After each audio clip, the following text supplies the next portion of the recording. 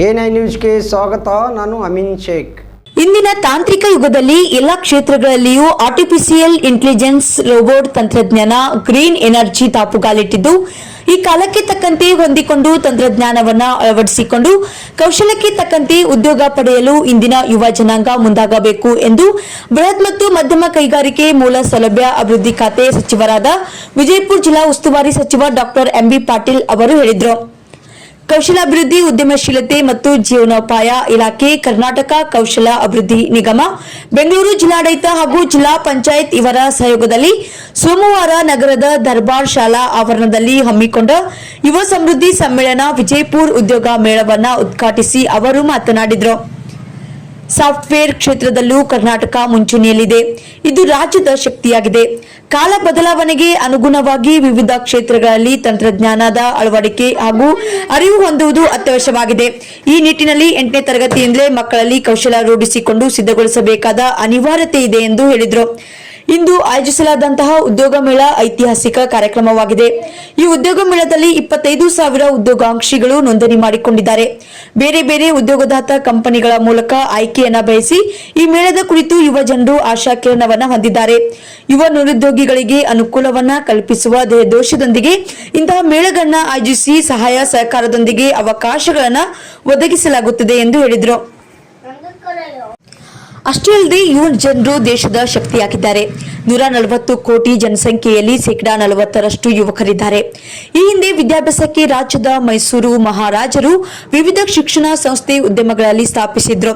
ದೇಶಾದ್ಯಂತ ಯುವ ಉದ್ಯೋಗಿಗಳು ಉದ್ಯೋಗವನ್ನ ಅರಸಿ ಕರ್ನಾಟಕಕ್ಕೆ ಬರುತ್ತಿದ್ರು. ನಮ್ಮಲ್ಲಿಯೂ ಸಹ ಪ್ರತಿಭಾವಂತರಿದ್ದು ಅವರು ದೇಶ ವಿದೇಶಗಳಲ್ಲಿ ವಿವಿಧ ಕ್ಷೇತ್ರಗಳಲ್ಲಿ ಕಾರ್ಯವನ್ನ ನಿರ್ವಹಿಸುತ್ತಿರುವುದು ನಮಗೆ ಹೆಮ್ಮೆಯಾಗಿದೆ. ರಾಜ್ಯ ಸೇವಾ ವಲಯದಲ್ಲಿ ಮಾಹಿತಿಯನ್ನ ತಂತ್ರಜ್ಞಾನದಲ್ಲಿ ಜೈವಿಕ ತಂತ್ರಜ್ಞಾನ, ಮಷಿನ್ ಟೂಲ್ಸ್ ತಯಾರಿಕೆಯಲ್ಲಿಯೂ ಮುಂಚೂಣಿಯಲ್ಲಿದ್ದೇವೆ. ಪ್ರತಿಭಾವಂತರು ಕೂಡಿದ ಬುದ್ಧಿವಂತರ ಸಮೂಹ ಹೊಂದಿದ ರಾಜ್ಯ ನಮ್ಮದಾಗಿದೆ ಎಂದು ಅವರು ಹೇಳಿದರು. ಗ್ರಾಮೀಣ ಭಾಗದಲ್ಲಿ ಅನೇಕ ಪ್ರತಿಭಾವಂತರಿದ್ದಾರೆ. ಹುಟ್ಟಿನಿಂದ ಯಾರೂ ಕಲಿತು ಬಂದಿರುವುದಿಲ್ಲ. ಅವರ ಪ್ರತಿಭೆ ಅನಾವರಣಕ್ಕೆ ಅವಕಾಶವನ್ನ ಕಲ್ಪಿಸಬೇಕು. ಕೌಶಲಾಭಿವೃದ್ಧಿಗೆ ಒತ್ತು ನೀಡಿ ತಾಂತ್ರಿಕತೆಯನ್ನು ಅಳವಡಿಸಿಕೊಂಡು ಅವರನ್ನ ಸಿದ್ಧಗೊಳಿಸಬೇಕು. ತಾಂತ್ರಿಕ ಹಾಗೂ ಬೌದ್ಧಿಕವಾಗಿ ಸಮರ್ಥವಾಗಿಸಿ ಸಿದ್ಧಪಡಿಸಬೇಕು. ವಿವಿಧ ರಾಷ್ಟ್ರೀಯ ಅಂತಾರಾಷ್ಟ್ರೀಯ ಕಂಪನಿಗಳು ಆನ್ಲೈನ್ ತರಬೇತಿಯನ್ನ ನೀಡುತ್ತಿವೆ. ಈ ಕುರಿತು ಪ್ರತಿಯೊಬ್ಬರೂ ಮಾಹಿತಿಯನ್ನ ಹೊಂದಿ ಬದಲಾವಣೆಗೆ ತಕ್ಕಂತೆ ಕೌಶಲ್ಯವನ್ನ ಅಳವಡಿಸಿಕೊಳ್ಳಬೇಕು ಎಂದು ಹೇಳಿದರು.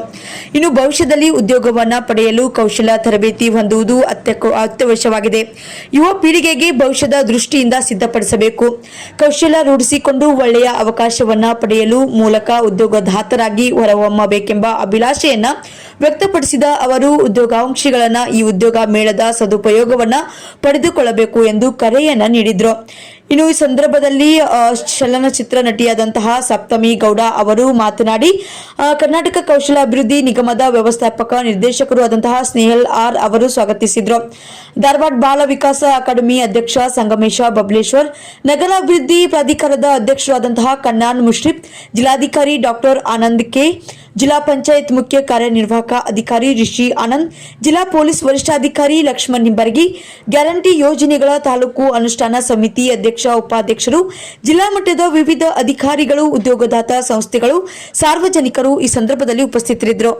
ಕೌಶಲ್ಯ ಅಭಿವೃದ್ಧಿ ನಿಗಮ ಬೆಂಗಳೂರು ಹಾಗೂ ಜಿಲ್ಲಾಡಳಿತ, ಜಿಲ್ಲಾ ಪಂಚಾಯತ್ ವಿಜಯಪುರ ಇವರ ಸಂಯುಕ್ತಾಶ್ರಯದಲ್ಲಿ ಯುವ ಸಮೃದ್ಧಿ ಸಮ್ಮೇಳನ 2026 ಇಂದು ವಿಜಯಪುರದಲ್ಲಿ ಆಯೋಜಿಸಲಾಗಿದೆ. ಈ ವರ್ಷದ ಇದು 3ನೇ ಬೃಹತ್ ಉದ್ಯೋಗ ಮೇಳ ಆಗಿದೆ.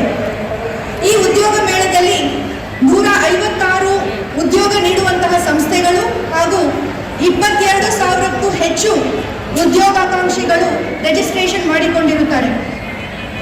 ಈ ಡಾಕ್ಟರ್ ಎಂಬಿ ಪಾಟೀಲ್ ರವರು ಮಾನ್ಯ ಬೃಹತ್ ಮತ್ತು ಮಧ್ಯಮ ಕೈಗಾರಿಕೆ ಹಾಗೂ ಮೂಲ ಸೌಲಭ್ಯ ಅಭಿವೃದ್ಧಿ ಸಚಿವರು ಮತ್ತು ವಿಜಯಪುರ ಜಿಲ್ಲಾ ಉಸ್ತುವಾರಿ ಸಚಿವರು ಆಗಮಿಸಿರುತ್ತಾರೆ. ಅವರಿಗೆ ಆದರದ ಸ್ವಾಗತವನ್ನು ಕೋರುತ್ತೇನೆ.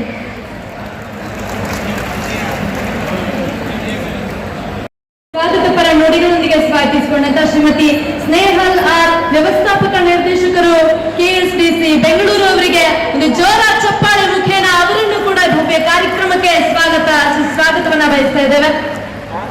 ಈ ಒಂದು ಭವ್ಯವಾದಂತಹ ಕಾರ್ಯಕ್ರಮದಲ್ಲಿ ದುಡಿಯುವ ಕೈಗಳಿಗೆ ಕೆಲಸವನ್ನು ನೀಡುವಂತಹ ವಿಶಿಷ್ಟವಾದಂತಹ ಕಾರ್ಯಕ್ರಮದ ಈ ಒಂದು ವೇದಿಕೆಯಲ್ಲಿ ಪ್ರಾಸ್ತಾವಿಕ ನುಡಿಗಳನ್ನ ನುಡಿಬೇಕು ಅಂತ ಹೇಳಿ ಅಭಿವೃದ್ಧಿ ನಿಗಮದ ಅಧ್ಯಕ್ಷರು ಆದಂತ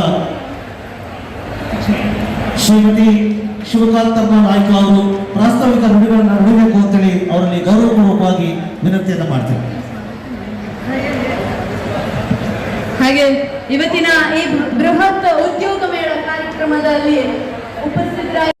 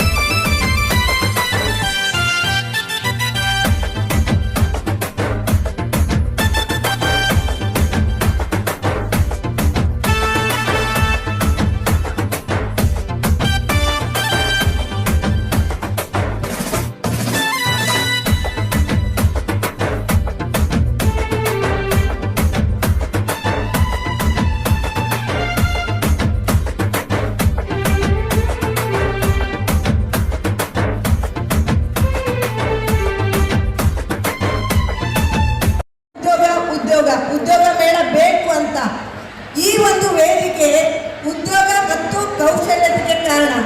ನಾವೆಲ್ಲರೂ ಬಹಳಷ್ಟು ಜನ ಉದ್ಯೋಗ ಬೇಕು ಅಂದಾಗ ಯಾಕೆ ಉದ್ಯೋಗ ಸಿಗಲ್ಲ ಅಂತ ಒಂದು ಪ್ರಶ್ನೆ ಎಲ್ಲೋ ಒಂದು ಕಡೆ ನಮ್ಮ ಹತ್ರ ಕೌಶಲ್ಯದ ಕೊರತೆ ಇರುತ್ತೆ. ಆ ಕೌಶಲ್ಯವು ತಾವು ಕಲಿಬೇಕು. ನಮ್ಮ ಜಿಲ್ಲೆಯಲ್ಲಿ ವಿಜಯಪುರ ಜಿಲ್ಲೆಯಲ್ಲಿ ಯಾವ ಕೌಶಲ್ಯದ ಕೊರತೆ ಇದೆ ಹಾಗೂ ಯಾರಿಗಾದ್ರೂ ಉದ್ಯೋಗ ಸಿಗದಿದ್ರು ನೀವು ಹತಾಶರಾಗಬೇಡಿ. ಯಾಕಂದ್ರೆ ನಮ್ಮ ಸಚಿವರು ಬಹಳಷ್ಟು ಉದ್ಯೋಗ ಮೇಳ ಮಾಡೋದ್ರ ಮೂಲಕ ಆದಷ್ಟು ನಾವು ಎಲ್ಲ ಕಡೆ ಕಂಪನಿಗಳ ತಂದು ಒಂದು ವೇದಿಕೆಯನ್ನು ಸೃಷ್ಟಿ ಮಾಡಿದ್ದೀವಿ. ನಮ್ಮ ಒಂದು ಏನು ಬಯಸ್ತಾ ಇದ್ದೇವೆ. ಇದೀಗ ಪ್ರಾಸ್ತಾವಿಕ ನುಡಿಗಳನ್ನ ಆಡ್ಲಿಕ್ಕೆ ಮಹನೀಯರು ವೇದಿಕೆಯತ್ತ ಆಗಮಿಸ್ತಾ ಇದ್ದಾರೆ.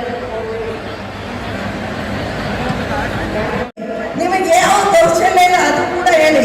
ನಮ್ಮ ಕರ್ನಾಟಕ ಸರ್ಕಾರದಿಂದ ಮಾನ್ಯ ಮುಖ್ಯಮಂತ್ರಿಯವರು ಶ್ರೀ ಸಿದ್ದರಾಮಯ್ಯ ಸರ್ ಅವರು ಒಂದು ಮಾತು ಹೇಳಿದ್ರು, ನಮ್ಮ ಯುವಕರಿಗೆ ಯುವ ನಿಧಿಯನ್ನ ಕೊಡ್ತಾ ಇದ್ದೀವಿ.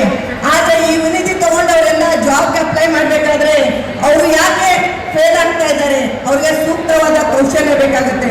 ಹಾಗಾಗಿ ನಿಮ್ಮ ನಿಗಮದಿಂದ, ನಿಮ್ಮ ಇಲಾಖೆಯಿಂದ ಒಂದು ಕೌಶಲ್ಯವನ್ನು ಕಲಿಸುವ ಒಂದು ಕೆಲಸ ಮಾಡಿ ಅಂತ ಹೇಳಿ ಇಂಡಸ್ಟ್ರಿ ಲಿಂಕೇಜ್ ಕಾರ್ಯಕ್ರಮದ ಅಡಿಯಲ್ಲಿ ನಾವು ಯುವಕರಿಗೆ, ಪದವೀಧರಿಗೆ ಕೂಡ ನಾವು ಕೌಶಲ್ಯವನ್ನು ಕಲಿಸ್ಕೊಡ್ತಾ ಇದ್ದೀವಿ. ಆಮೇಲೆ ನನ್ನ ಪ್ರಕಾರ ನಾವು ಚಿಕ್ಕವರಿದ್ದಾಗ ಕಂಪ್ಯೂಟರ್ ಅನ್ನ ಇಂಜಿನಿಯರಿಂಗು ಪದವೀಧರ ಇದ್ದಾಗ ಕಲಿತಾ ಇದ್ವಿ. ಆದ್ರೆ ಈಗಿನ ಮಕ್ಕಳು LKG UKG ಇರ್ಬೇಕಾದ್ರೆ ಕಂಪ್ಯೂಟರ್ ಅನ್ನ ಕಲಿತಾರೆ. ಅದೇ ರೀತಿ ಕೌಶಲ್ಯ ಕೂಡ ಡಿಗ್ರಿ ಮುಗಿದ ಮೇಲೆ ಅಥವಾ ತಮ್ಮ ಸ್ನಾತಕೋತ್ತರ ಪದವಿ ಮುಗಿದ ಮೇಲೆ ಆಗಬಾರ್ದು. ಹಾಗಾಗಿ ಮಕ್ಕಳಿಂದನೇ ನನ್ನ ವೃತ್ತಿ ನನ್ನ ಆಯ್ಕೆ, my career my choice, skill should be chosen at the Young age ಅಂತ ಹೇಳಿ ನಮ್ಮ ಮಾನ್ಯ ಮುಖ್ಯಮಂತ್ರಿ ಅವರು 8ನೇ ತರಗತಿಯಿಂದನೇ ಕೂಡ ನೀವು ಈ ತರ ಕೌಶಲ್ಯವನ್ನು ಕಳಿಸ್ರಿ ಅಂತ ಹೇಳಿದ್ದಾರೆ.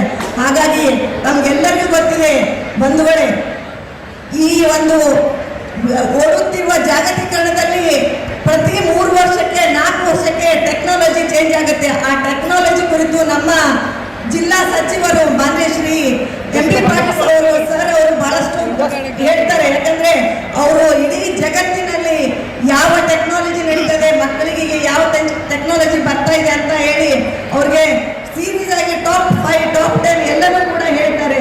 ಹಾಗಾಗಿ ತಾವೆಲ್ಲರೂ ನಮ್ಮ ಕರ್ನಾಟಕ ಕೌಶಲ್ಯ ಅಭಿವೃದ್ಧಿ ನಿಗಮದಿಂದ ಬಹಳಷ್ಟು ತರಬೇತಿಗಳು ಉಚಿತವಾಗಿರ್ತವೆ. ನೀವು ಯಾರಿಗಾದ್ರೂ ಇಲ್ಲಿ ಜಾಬ್ ಸಿಗಲಿಲ್ಲ ಇದ್ರೆ ಕೂಡ ಹೇಳಿ.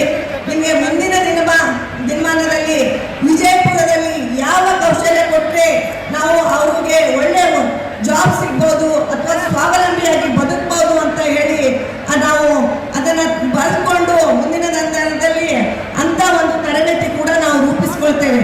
ಇದೇ ರೀತಿಯಲ್ಲಿ ಮಹಿಳೆಯರಿಗೆ ಕೂಡ ನಾವು ಬಹಳಷ್ಟು ಕಾರ್ಯಕ್ರಮವನ್ನು ಕೊಡ್ತಾ ಇದ್ದೀವಿ ಸ್ವಾವಲಂಬಿಯಾಗಲು.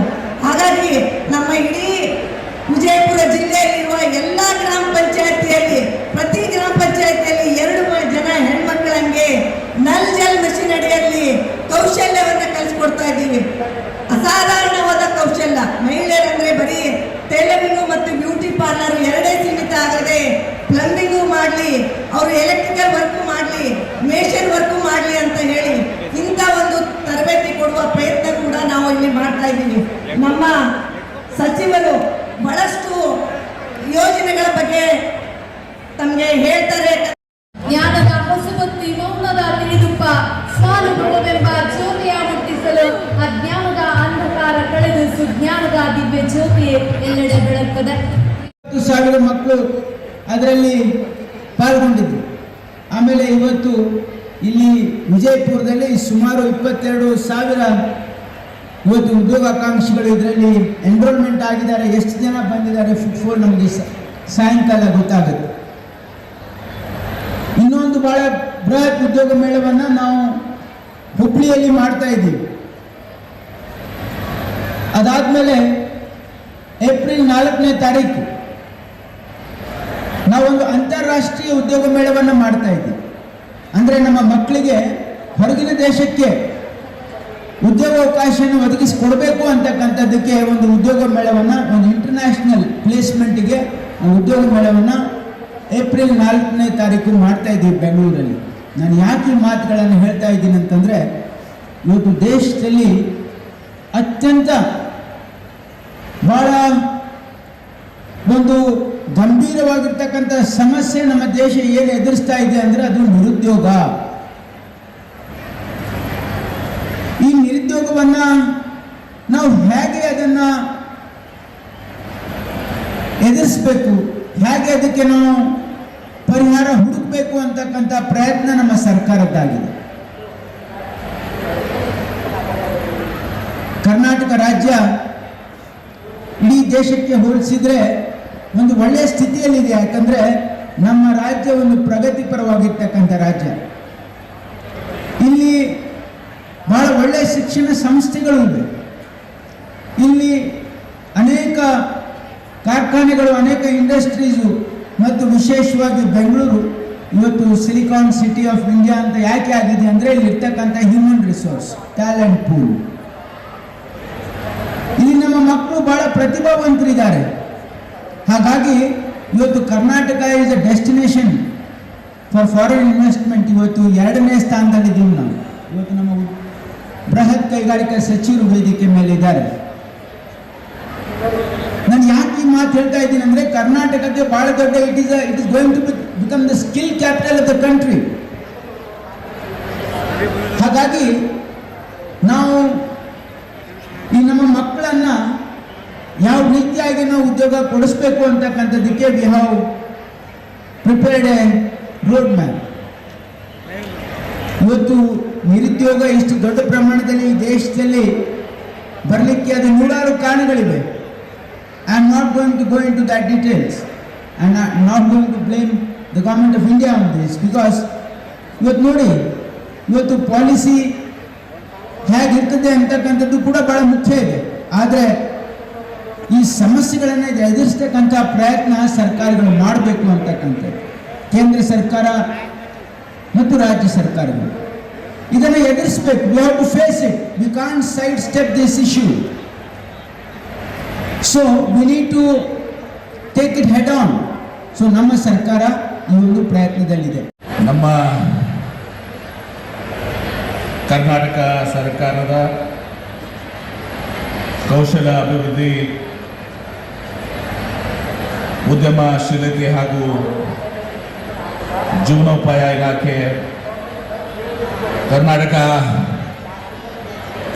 ಕೌಶಲ್ಯ ಅಭಿವೃದ್ಧಿ ನಿಗಮ ಹಾಗೂ ಜಿಲ್ಲಾ ಪಂಚಾಯತ್ ಜಿಲ್ಲಾಡಳಿತ ವತಿಯಿಂದ ಸಂಯುಕ್ತಾಶ್ರಯದಲ್ಲಿ ಇಂದು ಯುವ ಸಮೃದ್ಧಿ ಸಮ್ಮೇಳನ ವಿಜಯಪುರದಲ್ಲಿ ಈ ಒಂದು ಐತಿಹಾಸಿಕ ಉದ್ಯೋಗ ಮೇಳದ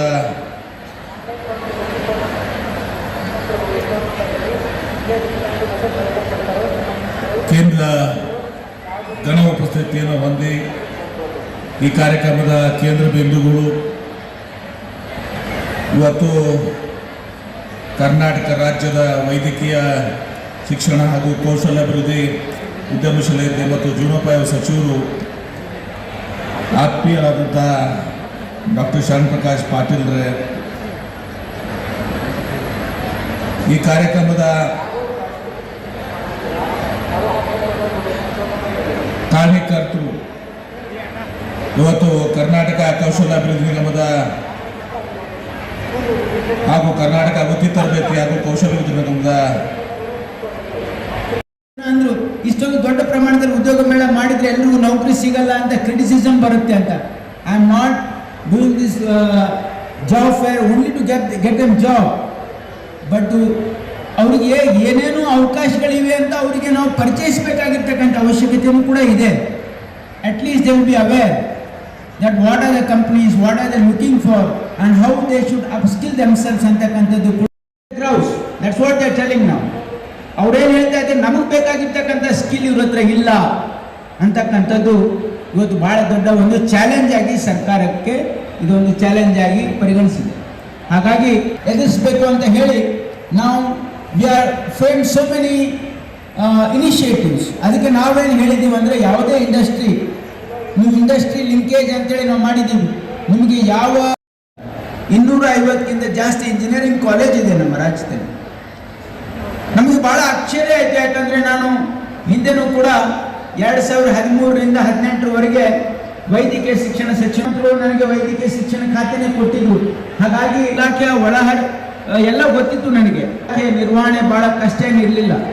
ಆದರೆ ಕೌಶಲ್ಯ ಅಭಿವೃದ್ಧಿ ಒಂದು ಚಾಲೆಂಜಿಂಗ್ ಪೋರ್ಟ್ಫೋಲಿಯೋ ಆಗಿ ನನಗೆ